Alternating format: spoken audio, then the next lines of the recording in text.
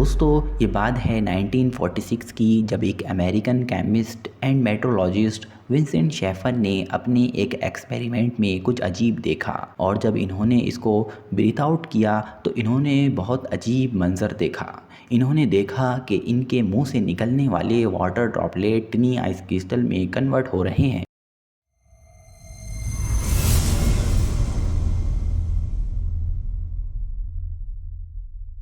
Hello friends, मैं हूं ऐसे बुखारी और आप देख रहे हैं इन्फोनेस्ट की इस वीडियो में आपको वेलकम।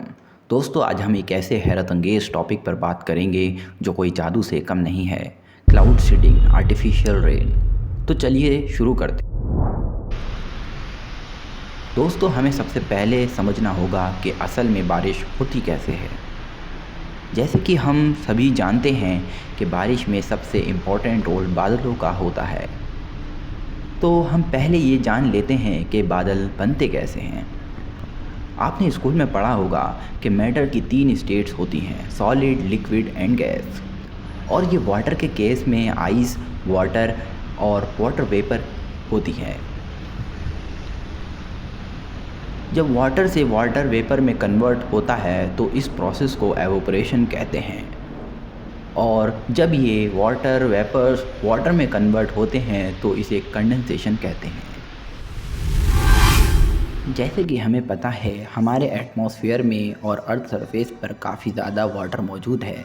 ये वाटर सन की हीट से एवोपरेट होकर और आसमान में एक सर्टेन हाइट पे जाकर कंडेंसेशन से टिनी वाटर ड्रॉपलेट में कन्वर्ट हो जाता है। ये टिनी वाटर ड्रॉपलेट्स बहुत ज़्यादा छोटे होते हैं। ये वाटर ड्रॉपलेट्स मिलकर बादल बनाते हैं। एक बादल में लाखों टिनी वाटर ड्रॉपलेट्स होते हैं।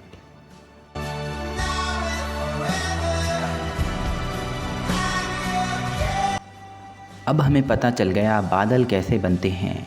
अब ये समझते हैं कि इससे बारिश कैसे होती है।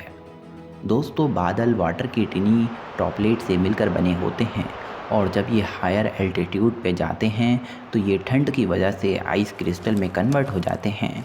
ये आइस क्रिस्टल आपस में कोलाइड करके बड़े आइस क्रिस्टल बनाते हैं। ये प्रोसेस ऐसे ही चलता रहता है जब तक कि ये इतने बड़े नहीं हो जाते कि हवा में लटके ना रह पाएँ और फिर ये नीचे गिरने लगते हैं और फिर बारिश होती है। लेकिन क्या आपने सोचा है कि कभी इंसान भी बादलों को अपनी मर्ज़ी के मुताबिक कंट्रोल कर सकते हैं? हाँ, ये मुमकिन है और इसका नाम है क्लाउड सीडिंग। क्लाउड सीडिंग ये एक ऐसा प्रोसेस है जिसमें हम बादलों को बारिश के लिए तैयार करते हैं। लेकिन ये कैसे होता है? चलिए इसके पीछे का राज जानते हैं। दोस्तों ये बात है 1946 की, जब एक American chemist and meteorologist Vincent Schaefer ने अपने एक एक्सपेरिमेंट में कुछ अजीब देखा। ये रिसर्च कर रहे थे एयरक्राफ्ट आइसिंग और प्रेसिपिटेशन के ऊपर।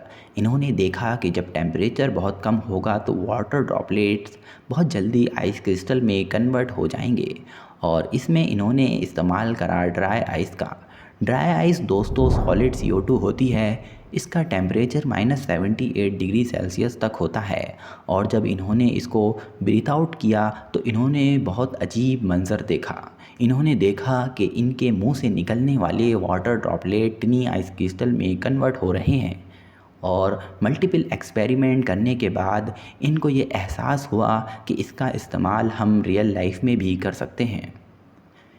इन्होंने एक एयरक्राफ्ट में तकरीबन 2.5 किलो क्रश ड्राई आइस लेकर बादलों के ऊपर स्प्रे कर दी और फिर जो मंजर देखा वो बहुत ही हैरत अंगेज़ था। इन्होंने देखा वहाँ बारिश होने लगी है।